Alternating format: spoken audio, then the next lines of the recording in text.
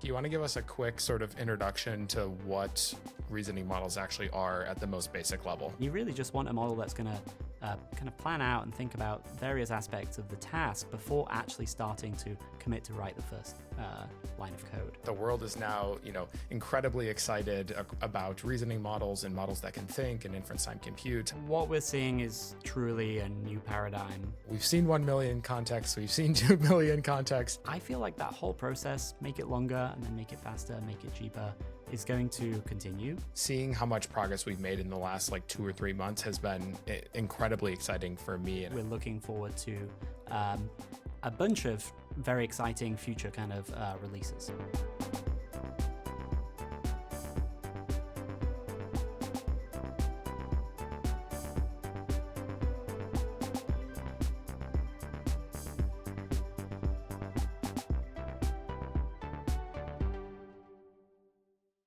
On today's episode, we're talking with Jack Ray, principal scientist at Google DeepMind and one of the co-leads for the reasoning efforts happening with Gemini. Jack, welcome. Hi, Logan. Thanks for having me. Jack, you want to give us a quick sort of introduction to what reasoning models actually are at the most basic level? If we think of a pre-trained model first, it has maybe absorbed a lot of useful knowledge about the world. And the key intuition of what a reasoning model is about is that it is going to try and compose that knowledge to a specific scenario that may be novel or unseen. It's going to try and generalize beyond what it knows. And the reasoning process is really this composing of what it knows and maybe logically following through a series of kind of statements. Maybe it may be further kind of probing the question itself, or maybe further probing what it actually knows. And that process of composition that may allow the model to really generalize in quite an unseen setting is what we would call reasoning. For folks who don't know what we're doing in the reasoning space, do you want to sort of just give us a high level of what we launched in the last 2 months, where we are today? Yeah, so we have a reasoning model which we call Gemini Flash Thinking. It's out right now. You can use it on AI Studio. It's free. It's incredibly powerful for how fast it is. So it has a great kind of like a speed capability trade-off. It currently works basically by, we've trained it to generate a lot of intermediate thoughts whenever you ask it a question, if you ask it a tricky question, in natural language that on AI Studio you can look and you can inspect and read whilst it's answering a question. And these thoughts help it kind of process the question, maybe collect up a lot of intermediate details, search through or reason through various different approaches if it's a hard problem, and then eventually maybe help it arrive with a more correct or more sound solution. So this is a model we've launched. We launched it in January. This is actually, we've been on a bit of a fast path. We launched another one in December. So this is like V kind of 2, and it's experimental right now because we're still iterating and gathering feedback. So that's where we're at right now. Can you actually just give us a quick high level of what are they actually designed to do? I think for a lot of use cases where you don't need a guarantee of the model kind of responding immediately with a very low latency.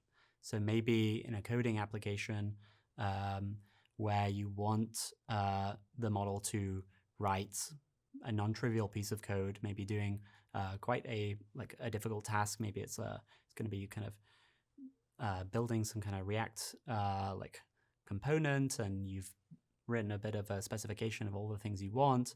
Then the model may have to first think deeply about all of the different libraries that maybe it needs to import and how it's going to build this thing. And you really just want a model that's going to kind of plan out and think about various aspects of the task before actually starting to commit to write the first line of code. This is like one example of where a reasoning model could be very useful. Another example might be, you've got maybe a complex financial document, maybe hundreds of pages, have figures, have text, and you want to pull pieces of information that aren't just simple kind of that you couldn't have done with a simple find, They're not just located in one place. Maybe you're going to aggregate information across multiple places. Once again, maybe you want then a model that's going to first think about all the different places it can query this information, collect it up, and be able to just use some kind of thinking tokens, so some text, where it can aggregate this until it eventually arrives at a solution. So in both cases, it's kind of complex task. You're happy to pay for a bit of latency for the model to think about what it's going to do before it provides the answer. You really have a higher expectation of the quality of the answer. I think these are some like good scenarios where people would want a reasoning model. I love that. Two quick follow-ups to this. One, if folks haven't seen this graph, and I think this is actually on the GDM website under like the reasoning/thinking section, a bunch of the metrics are this linear line up and to the right, which gets me super, super excited. So I want to double tap on that. But just before we dive into sort of the progress we're seeing from a model performance increase perspective, if I'm just like an everyday user of language models through, insert your favorite chat app, through the Gemini app, through external surfaces, like what is having the model able to reason like actually unlocking if I'm a user of LLMs and I'm not a developer who's building something? I think the biggest thing is increased capability. So, once upon a time, we would train a fixed set of pre-trained models of different sizes, and they would use different amounts of compute to respond to your response, and a larger model would use more compute, and it would also entail that a larger model would maybe be more sophisticated, understand the intention of your questions better, give better answers. Now we have a scenario where we're able to take a model and instead of make it larger, we're able to expend more inference time compute, so more compute that it spends thinking before responding to essentially try and do a task that may have otherwise been out of the realm of the capability of the initial model if it just had to blurt out an answer. So for the regular user, I think there are often lots of questions where it's not very latency sensitive, and you are looking for something that you want a higher degree of certainty with, or you want to feel like you're using a model of the future that's more capable, and you're willing to wait for that kind of process of thinking to happen. So I think actually it's kind of a very intuitive and useful feature for everybody. I don't know if I'm the only one in this case, so I'm curious what folks who are listeners think as well. But I find it incredibly unintuitive that just like letting the model think for more time means that the model gets better answers. Like you would kind of expect, like, you have a baseline level of capability, you can sort of solve a problem. Maybe in some rare cases, thinking about it more might help me solve the problem differently. But like usually, why does like going back and looking at your work with the same level of intelligence like actually lead to a better outcome? So I'm curious if there's like some underlying principle or like some mechanism by which like just thinking more or spending more tokens reasoning through a problem actually correlates with the model able to give you a better answer. I'm curious if you have more context. Yeah, I think it's actually quite intuitive when even with humans, we just spend longer thinking about something before responding. We have kind of this notion of thinking fast and slow. We have kind of maybe intuitive initial responses that we can take. Maybe these are heavily kind of guided by the strong priors from the language model of what the answers should be. But once we actually start writing out the actual logical process of what we're going to say or thinking about it in greater detail, maybe we're going to catch mistakes. We're going to catch actually some initial kind of conditions that we stated, and then we realize some of them actually don't make sense and need to be reevaluated. So we can critique, we can revise, we can also explore some attempts to maybe approach the problem that we're not quite sure exactly how to solve it, so we're going to try multiple different things.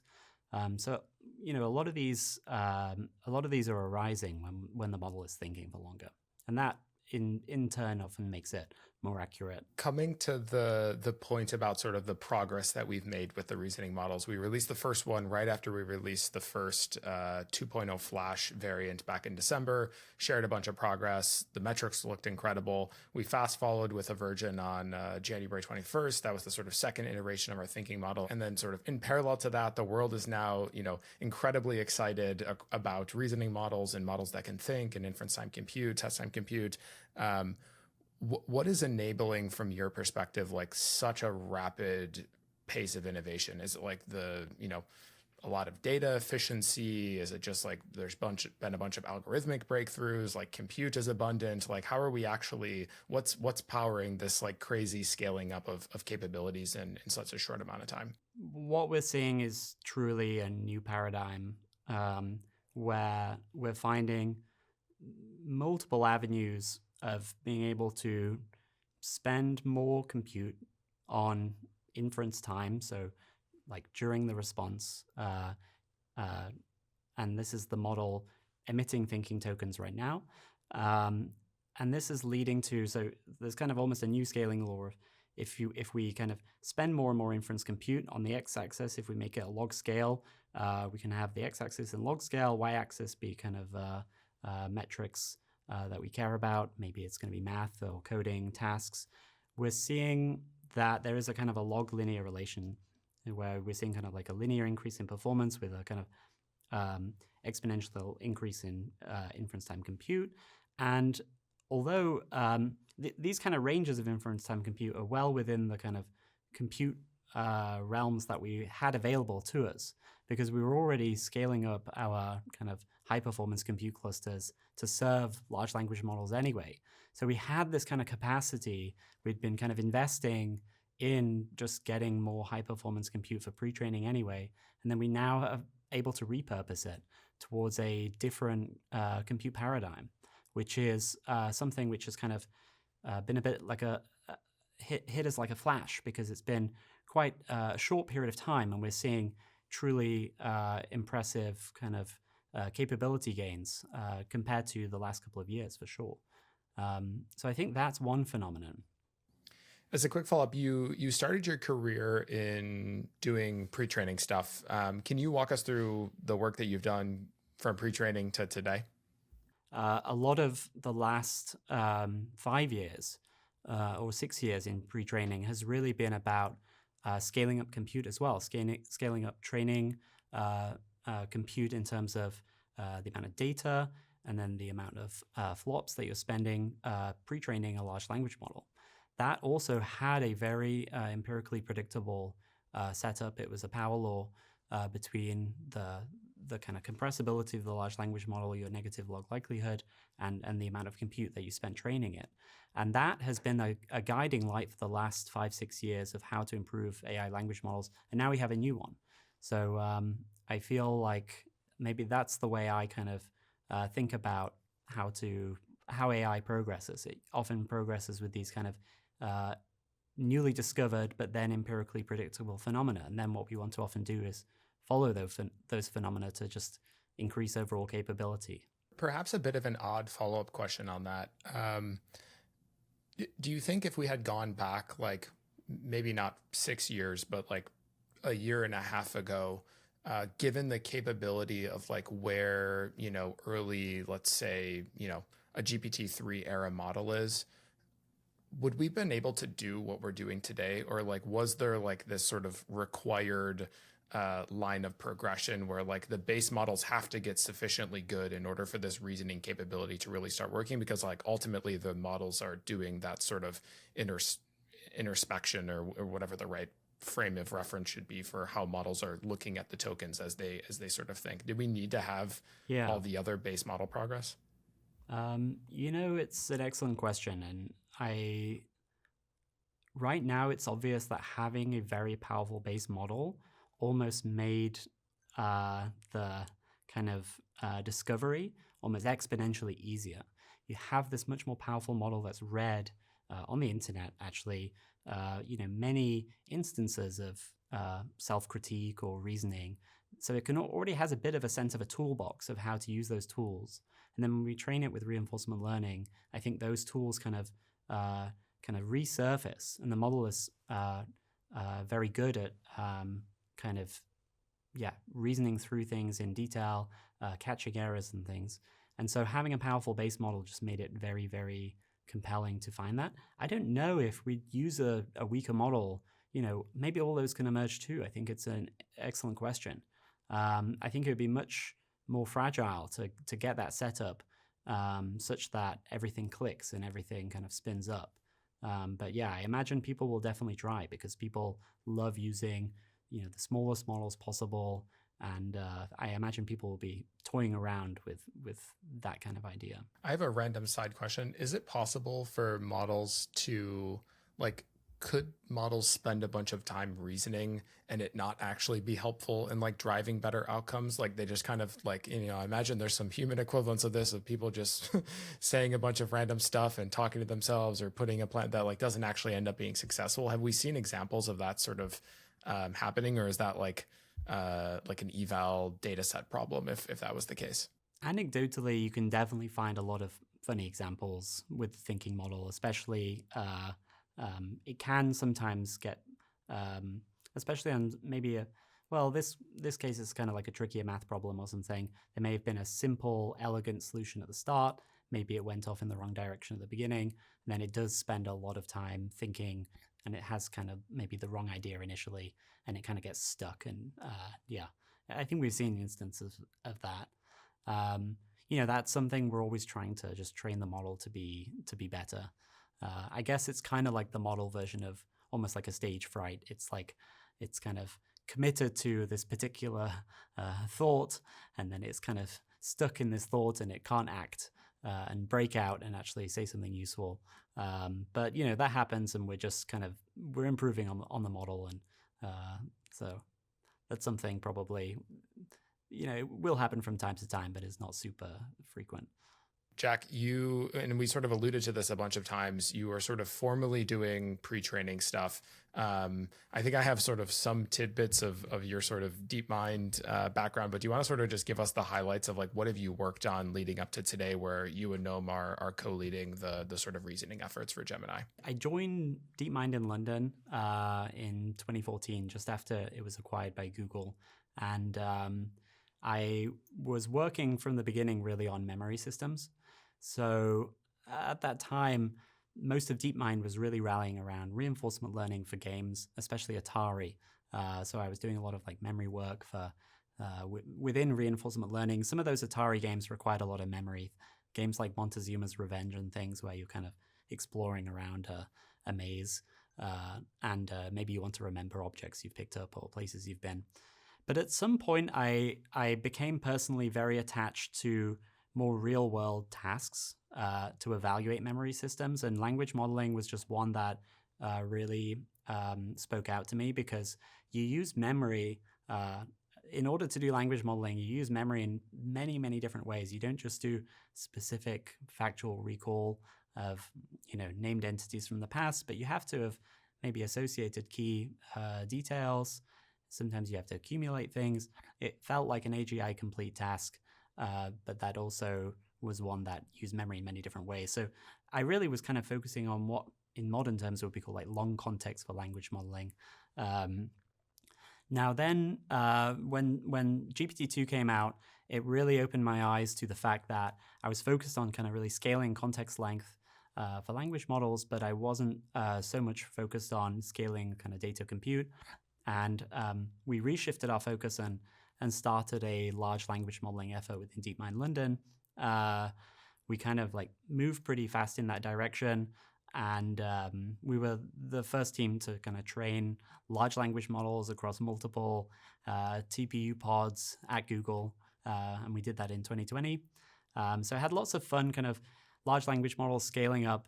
And I guess after 8 years of working mostly on language models, I last year decided to switch, focus entirely and work on thinking. So work in more back in the reinforcement learning space, and working with amazing group of post-training and reasoning researchers across Google DeepMind, and obviously also working with Noam, who is someone I've always looked up to as a fellow kind of language modeling like star researcher.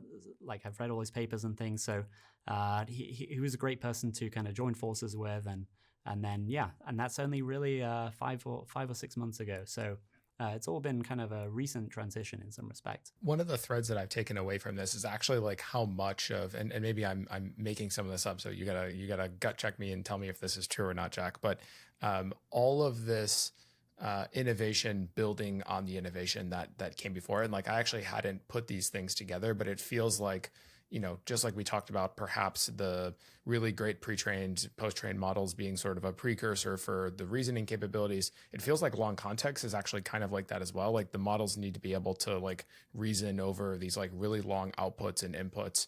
How do you think that's also like another example where like that, if we didn't have long outputs, we actually like wouldn't be able to do, or long inputs, we wouldn't be able to do what we're doing with reasoning models today? Yeah, I think it's really cool how these things like multiply out. Obviously, when we were racing to extend the context length of Gemini, we had no idea of this as an application. But that's the thing. If you just build out these capabilities, they often have like super additive value. There's all the things that you know about, which they can be useful for, but there are all the things you don't know about.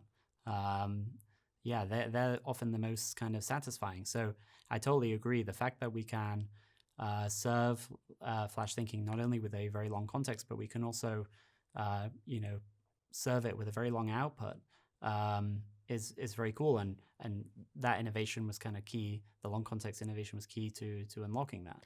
Yeah, and I would be remiss while you're in the hot seat not to fire this question at you, but we've seen 1 million contexts, we've seen 2 million contexts, we teased 10 million contexts a long time ago as far as like it being theoretically possible, or maybe actually possible from a research perspective. As one of the people who worked a lot on long context, like I do think this is something that developers continue to ask for. How do we keep extending the context window? Do you think the like current paradigm of what we've done is going to sort of enable 10 million and beyond? Or like, is there actually like, we need a bunch of breakthroughs, or we need some different paradigm if we want to like keep scaling this thing up beyond 1 to 2 million token context windows?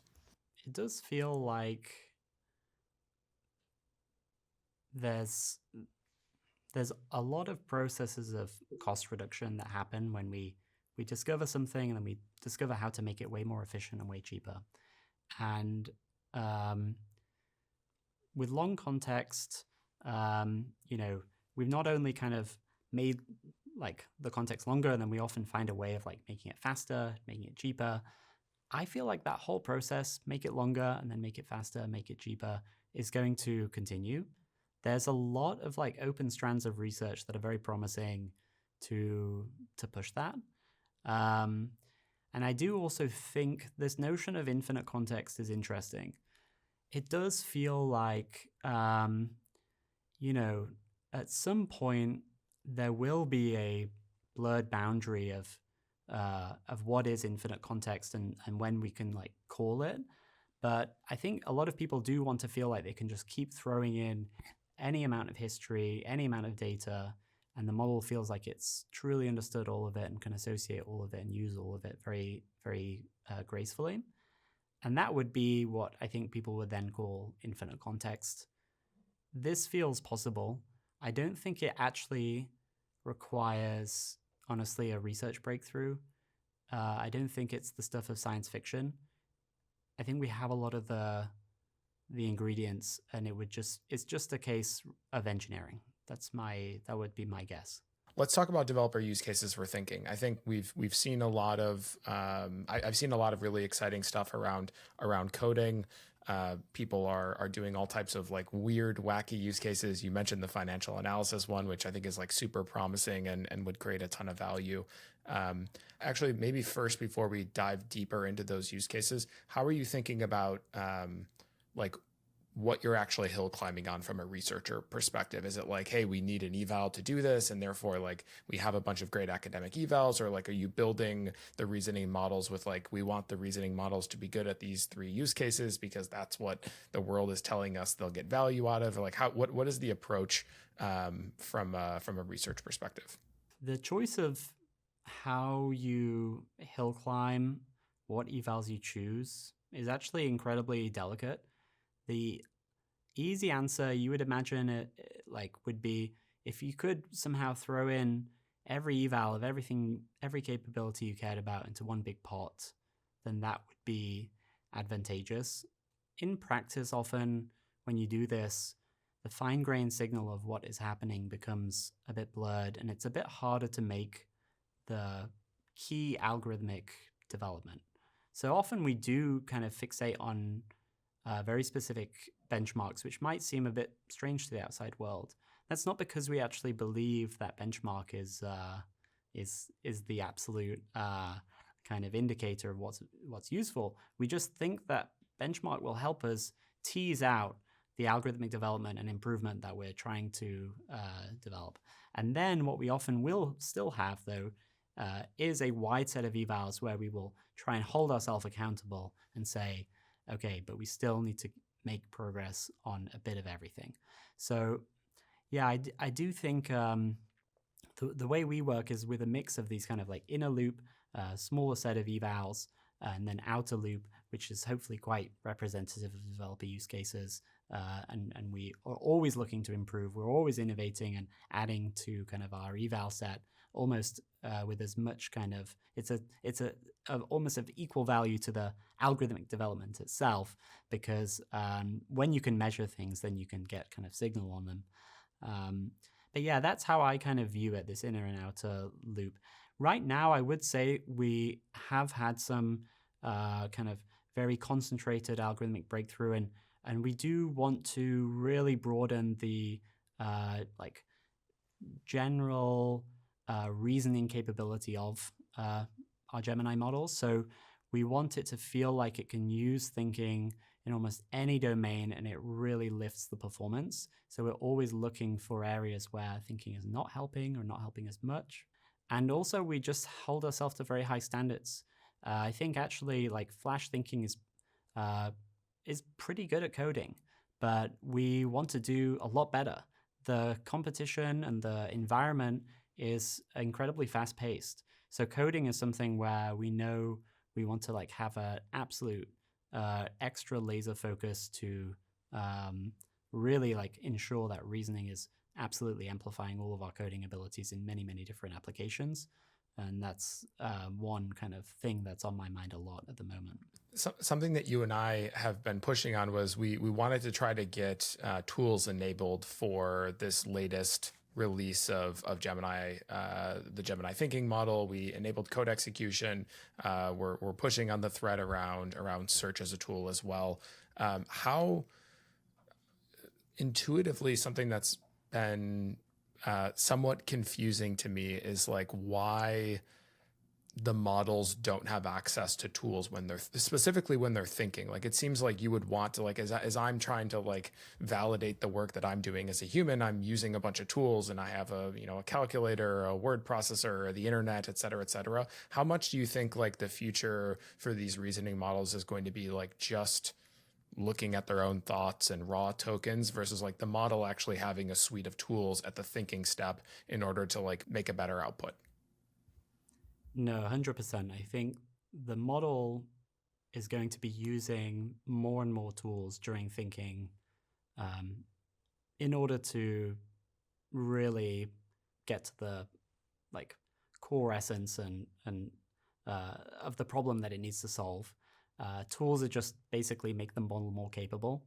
The model needs to learn to use code execution, search, but then also other kind of, we could imagine adding a variety of other tools in.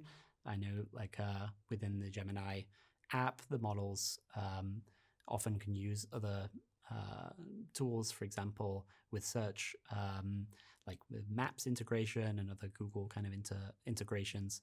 But yeah, I feel like that is just a kind of a super interesting growing area, making the model essentially more agentic, not in just when it actually wants to act, but also even when it's thinking, making it more agentic. That's definitely going to be important. Jack, we were talking about tools and stuff like that, and that was actually one of the biggest pieces of feedback. Actually, in addition to long context, the two pieces of developer feedback when we did the initial one was, "Hey, this model's cool, but like we want a million token context. We want more context." Developers also said, "Hey, we want to be able to do tools, and we want to be able to do function calling and all the other stuff that that." We were used to with the Gemini models. You alluded to this a little bit of like how feedback has been helpful for us, but from your perspective, like trying to steer the ship of where we're going, what is the influence of developer feedback on sort of the direction the models are going, the features we're releasing, et cetera, et cetera?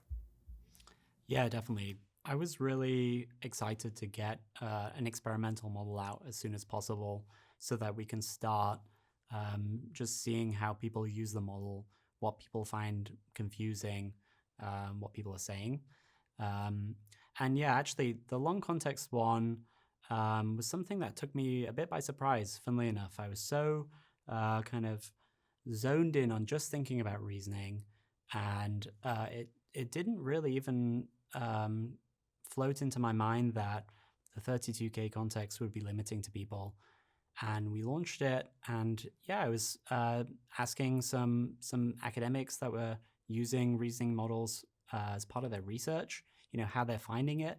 And they were saying, well, there's this dichotomy where they want to put in loads of papers and then talk about technical topics, and they just can't do that with a 32K context. So they either have to choose Flash and then put everything in context because that was supporting long context at the time, or they use the thinking model and they can only select maybe one paper or something.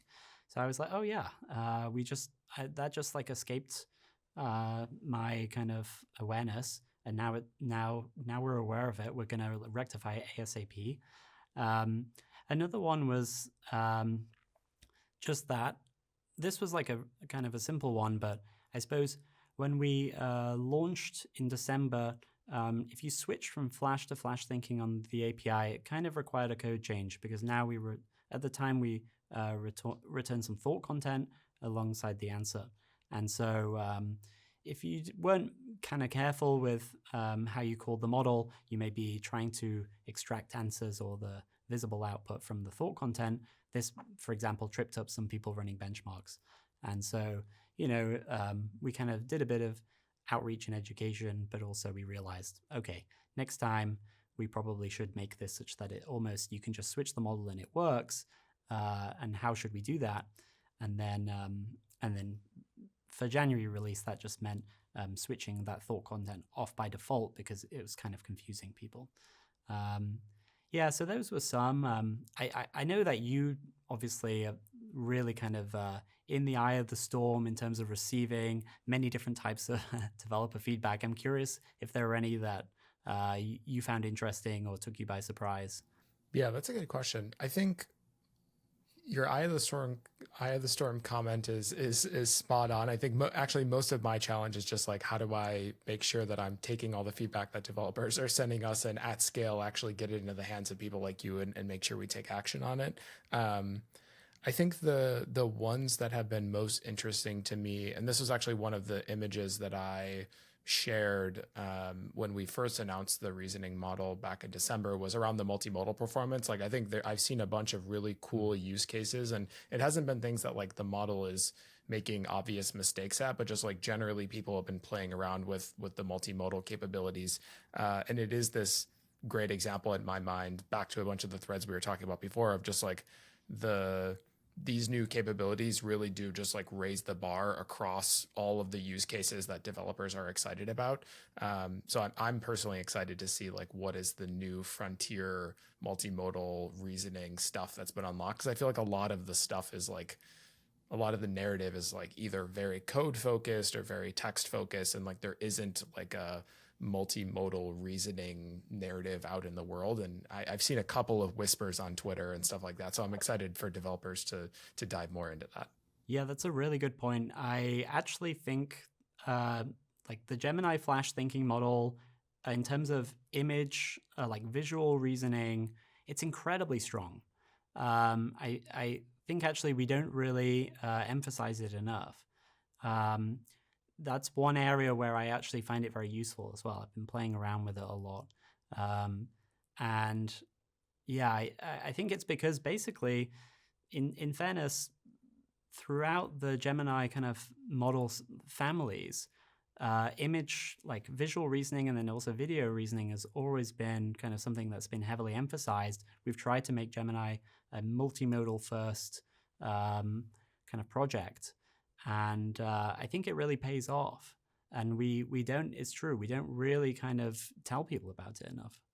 Yeah, Jack, I have a silly question and then I want to talk about agents. I feel like this is like one of the very large, like back to like what are developers excited about? I think people want to build agents, but before we sort of dive into the depths of agents and tool use and stuff like that, why is it so hard for the reasoning models to count letters in a word? And also like, do you have a sense of just like from a narrative perspective of like why that use case has captured so much like mind share? And like we had a bunch of back and forth about this, about, this specific, counting R's and strawberry and other examples like that. But like, why is this such a thing in reasoning models?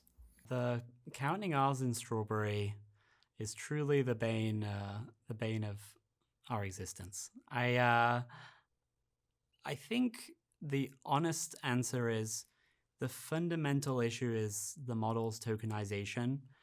And I am curious myself on the root cause, but when you ask a model to count the number of R's in strawberry, I think like if we go to the history of this, because I looked into it a little bit, I think this became kind of actually a popular test when GPT-4 came out, because it was a regression from 3.5 to 4. So 3.5 would usually say 3, and then 4, for some reason, would usually say 2, and then people pointed it out a lot. And then people started using it as a kind of this test, and it kind of became, so it already preceded reasoning models. And then my sense is from OpenAI, as they kind of, the rumor mill circulated, you would often see people associating this kind of mythical algorithm or something that OpenAI are working on with this phrase, like how many R's are there in strawberry? So it became kind of viral in that respect. But why is it challenging for these models? I think it's possible maybe from some PDF text or something, when it gets OCR'd, the double R gets mapped to like a strange double R Unicode character, and the model just has like a bit of a uncertainty about exactly the role of these characters. It's not reading the text character by character. We first pre-process it with this tokenizer down into this tokenized form.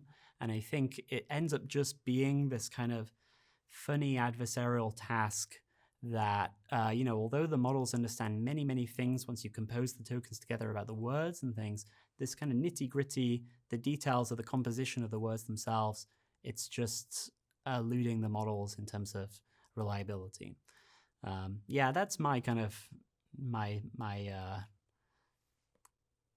kind of take on it. But I don't know for sure. My sort of maybe silly follow-up question is like, why is it not just something that we can like easily train the model to fix this problem? Like if the tokenization is the fundamental limitation, like why don't we just like put a bunch of extra character, like take a word, split it up into character wise, and then like add a bunch of buffer around and like have the model like as sort of the training task for counting the letters in a word and do it that way? Or does that not actually, is the problem like getting the word and then splitting it up in that process?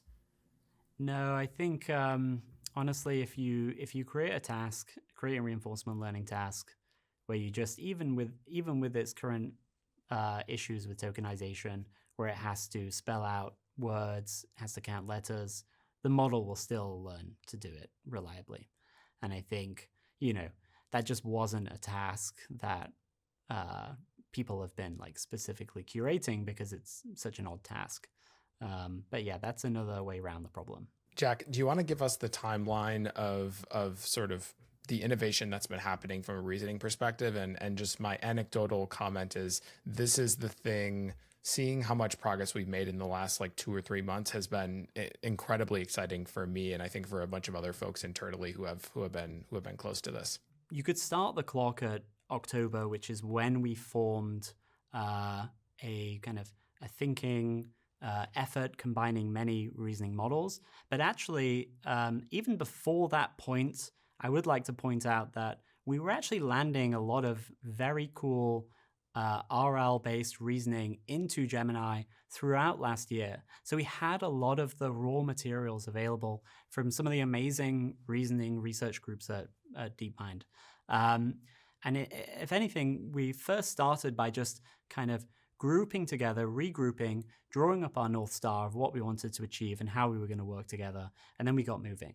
So we started in October, and I would say by November, we were quite amazed at the amount of progress we were seeing by just driving research into more and more thinking before responding, using better RL recipes. And we were seeing huge capability improvements in math, STEM, coding, multimodal. So there was a lot of excitement. It was working. It was worth, grouping everyone together. Me and Noam were feeling really, really good about the whole project. And then there was this question of, can we even build something that's good enough to ship this year? We felt like it was possible, even though we were only about 4 weeks in. So we kept moving. By mid-December, we had a model we felt comfortable shipping. We wanted it to be an experimental model, get some real developer feedback. We also thought people would just really enjoy using the model. It'd be free, it's fast, it's very, very performant. So we put that model out. Then over the holiday period, we got that feedback, and we also kept on iterating on the model recipe. So by mid-January, we actually had a considerably better model that we felt had really improved in a lot of key domains and alleviated a lot of some developer feedback of some kind of issues that people were seeing. So by that point, we the whole team were feeling kind of like a lot of by this point, I would say the experiment of grouping everyone together was working. People felt like there's a lot of good momentum, and we shipped that model. I think people have enjoyed it. It also came with tool use and with the longer context and other features which people really, really appreciate. Now the group, I would say it's like it's a real unit, and we have a lot of momentum. We are kind of really like the model that we've shipped was kind of yesterday's news, and we're looking forward to a bunch of very exciting future kind of releases.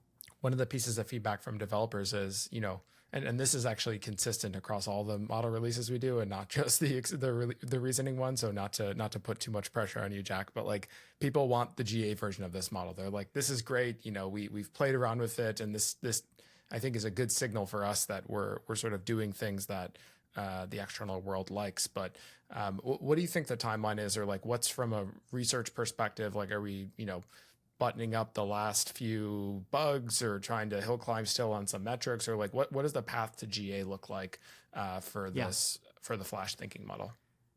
Well, we want to give people a better model for GA, so that's like a number one priority. There is a lot of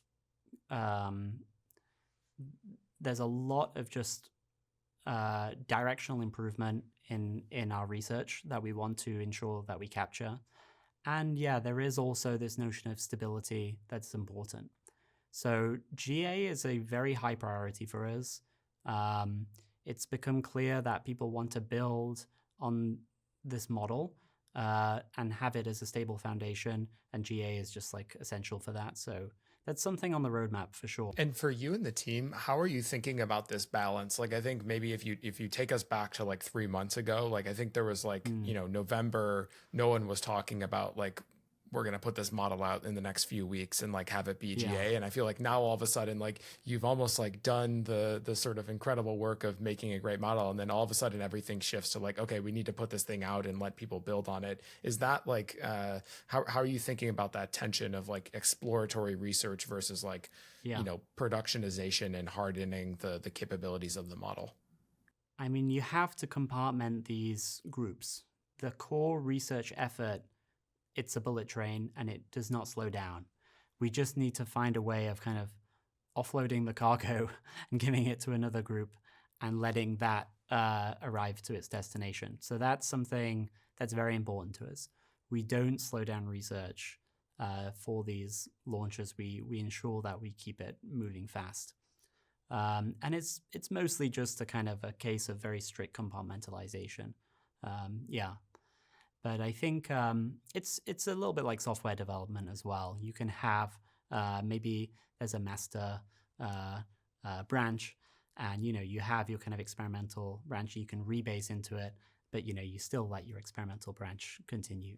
I think that's just how I view these things. One of the interesting threads that I think people externally, the developer ecosystem, but even internally, we're having these conversations in AI Studio for the Gemini app around like, what does the user experience look like for thinking models? And like, as thoughts show up, as like, you actually introduce this delay in the response time, people have become so fixated in the past 2 years on like, what is the time to first token? What's the latency? And then sort of you take that whole playbook and you throw it and throw caution to the wind, if you will. And then now all of a sudden you have a model where like you actually want to let it sit there and think. And I'm curious like how, from a research perspective, like how much work you think there is to do around exploring those new experiences.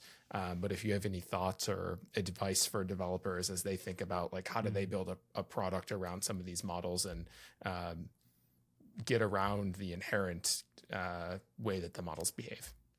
Well, some research questions that really intersect with the product experience of thinking are definitely around how much like budget of thinking you're willing to spend. So, right now with Flash thinking, you'll notice the model decides, and it will decide based on its training. So it will try and be efficient and use less thinking if it can, but it will use more where it feels like it needs to. But that may not quite be enough controllability for the user in future. And we would like these things to be steerable, where maybe the user can specify some kind of budget, maybe as a t-shirt size, like small, medium, large, or maybe it's going to be like an actual explicit numerical like token budget, or like this is how much thinking is required. That's a bit of a research intersectional with products problem that we're working on, and I think is very interesting. Another one is maybe if you could have some kind of early exit to thinking. So maybe you really don't mind it thinking for a long time, but you would like always the capability to stop it at some point and then have the model just then try and give its best attempt at an answer at that point in time. I think that's also a useful feature that is currently missing, but we'd like to explore these things. I do agree with thinking. It feels like there is both the research into how to make the model better. The product experience is still like an ongoing research area. We're going to find out how we like these models to actually behave. Like, it's not clear to me right now what the optimal solution is. Does that kind of get at some of the things you were thinking of? Yeah, my quick follow-up to this is around like the human in the loop piece. And I'm curious if there's like from a training perspective or like a model perspective, is there some way that you can induce the model to be like, hey, I'm not just me thinking about this is not getting me any farther. Like, I actually need a little bit more input from the user. Do you think that type of like interplay between human and model is going to be something that we explore in the future? I've seen it said online, a lot of people find it useful with all of the reasoning models to actually specifically prompt the model to ask it for a few clarifying questions before it goes off and thinks for a long time.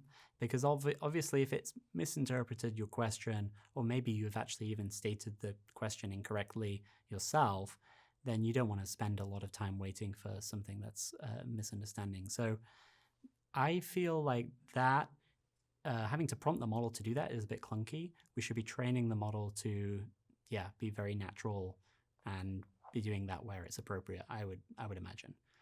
So this kind of multi-turn interaction training is very important. I've got a high-level question that I want to get your or maybe a statement that I want to get your reaction to, which is I think like we came out Gemini 2.0 Flash making sort of the headline of building this model for the era of agents. And it actually feels like reasoning models are the way in which we deliver on this mission of making agents possible.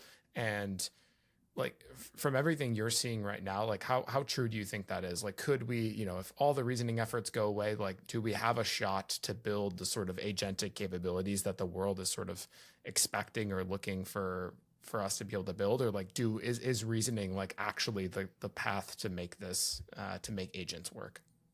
Yeah, I really think so. There's two things that I think are very important for useful agentic capability that reasoning will give. One is reliability. So in an agentic setting, you're going to take many, many actions, and kind of all of them have to be correct. And a lot of those actions are quite simple. And I would say that part, you want them all to be reliable. Currently, language models, and actually not, like, let's forget agents for a second, they're not very reliable even in just natural language for text output. They can often make hallucinations or small mistakes and things. So one thing that I think reasoning and the training recipes behind that we're working on in thinking can help with, beyond pushing the absolute frontier of capability, is also on reliability. The model can think before it acts, and it can also catch itself making a mistake in thought space before it then actually makes it in action space. So I feel like that's one area. Then the other is on like complex, capability. The other angle that we need for useful agentic work is that the model can solve really hard and open-ended problems. And to do that, it needs to, before it literally starts typing out its first action and then executing it, it needs to actually decide what it's going to do, why. It may need to spend pages of thought really figuring that out, especially if it's going to write something like a software library or something quite significant. So yeah, I feel like these two things are very like interlinked: agentic capability and thinking and reasoning. Jack, in the January release model, one of the sort of tidbits of that launch was that model's now ranked number one on LMSys, which is sort of, there's a lot of ecosystem conversation about LMSys, but really it's a proxy for user preference. And I'm curious, like, what your reaction is to that. Like, why do you think users are sort of preferring that model? Did we like change the personality or behavior, or can you go deeper into it? Yeah, I think as part of the like thinking research and the post-training recipe that we apply, we really spend all of our energy like hill climbing towards a bunch of different reasoning benchmarks, and we don't spend almost any time actually optimizing for human preference. So it's actually kind of funny that the model ended up being kind of a lot better on LMSys. And in some of those categories, I think it made sense. Some of them are like coding, hard prompts, which are often like kind of riddle kind of content where you require a lot of reasoning. Those went like up by quite a lot. I think also maybe the model in January versus the model in December was trained and has a longer output generation length, and on average is more chatty. It generates more tokens, more text. So, I think maybe there's a sense of being chatty and like, I don't think there's really a different personality per se or different style. The model still looks like a Flash model, but definitely it's a bit more kind of content intensive. It explains things in more detail and goes and just emits more text. So maybe that could be part of it.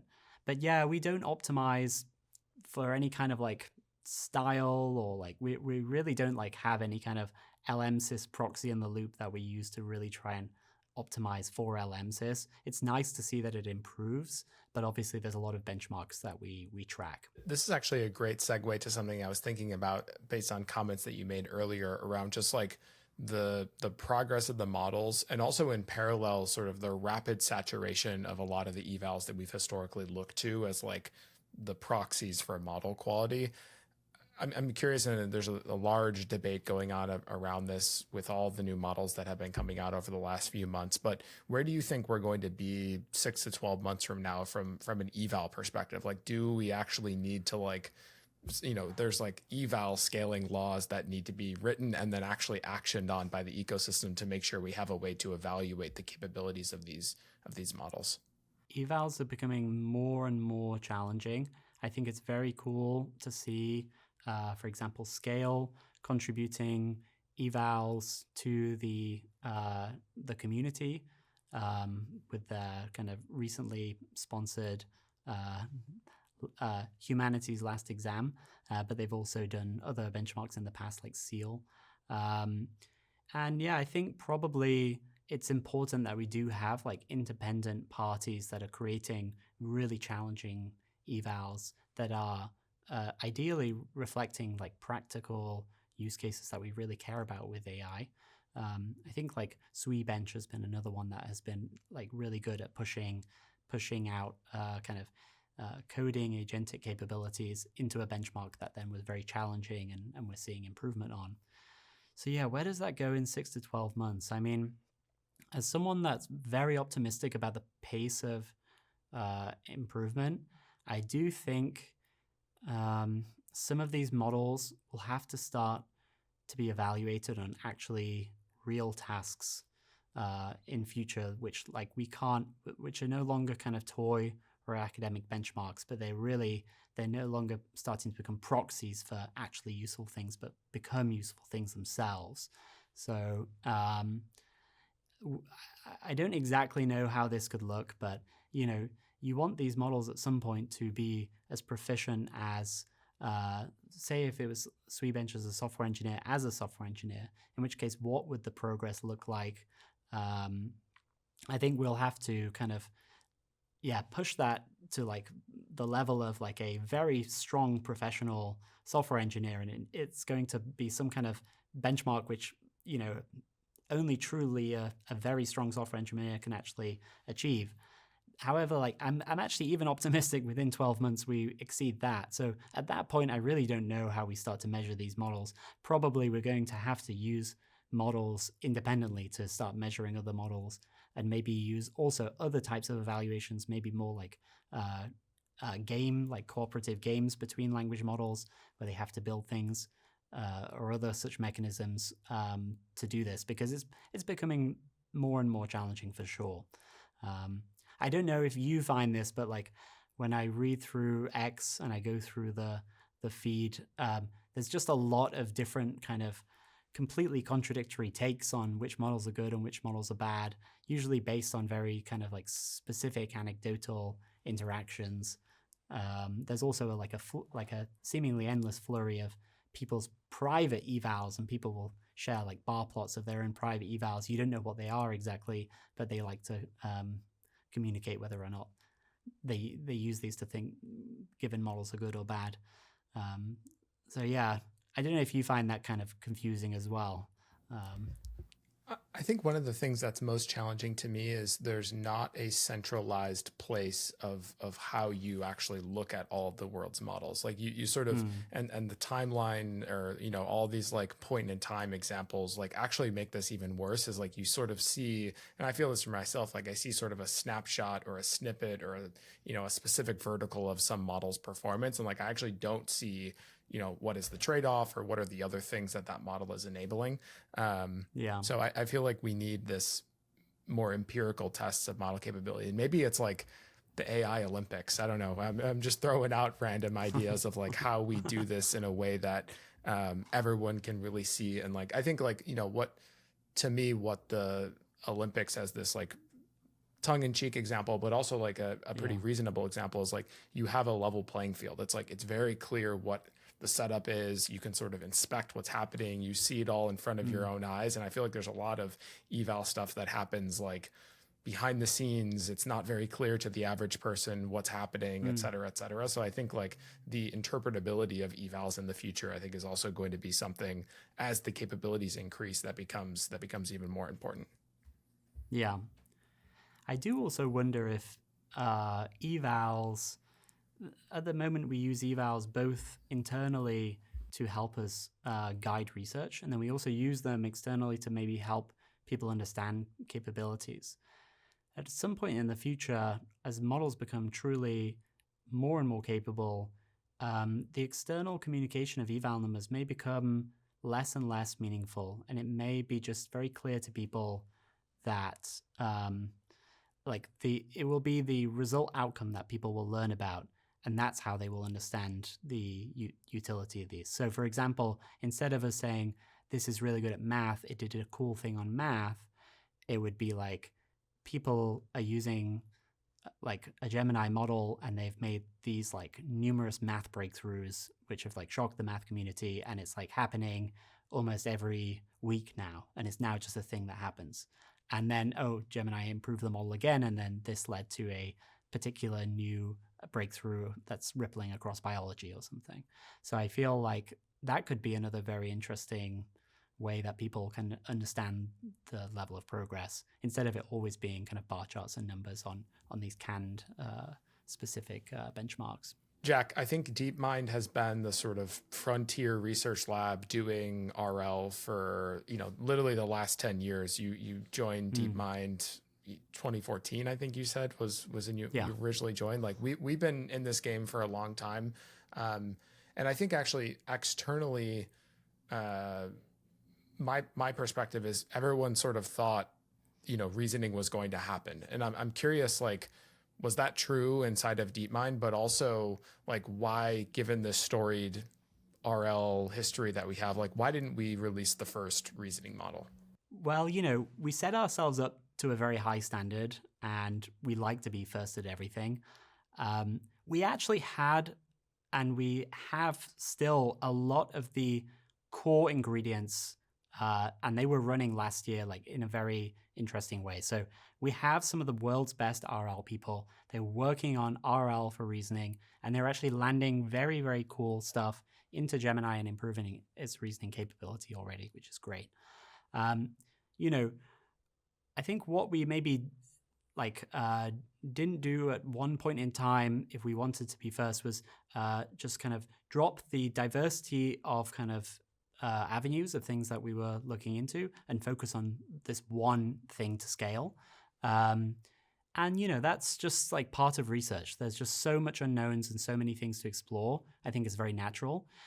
That said, once we kind of the spotlight was shone on how we should work together, we moved pretty fast. 1 month later, we've had a bunch of algorithmic breakthroughs. We have a ton of capability improvement by pushing the model, training it to think more before responding. People are very excited. People are very motivated. Boom, 1 month later, we've already launched our first experimental model. It's free. It's very fast. People are using it. We're collecting feedback. We spend the holiday break to make it better, collect more feedback, and launch a second model mid-January.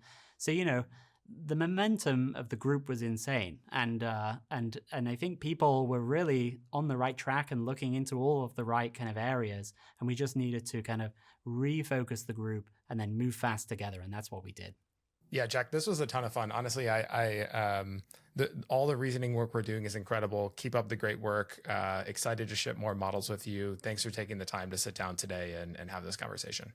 Yeah, thanks, Logan. I really enjoyed it too. Yeah. Cheers. Thanks for tuning into this episode. It was a ton of fun. We'll see you in the next one.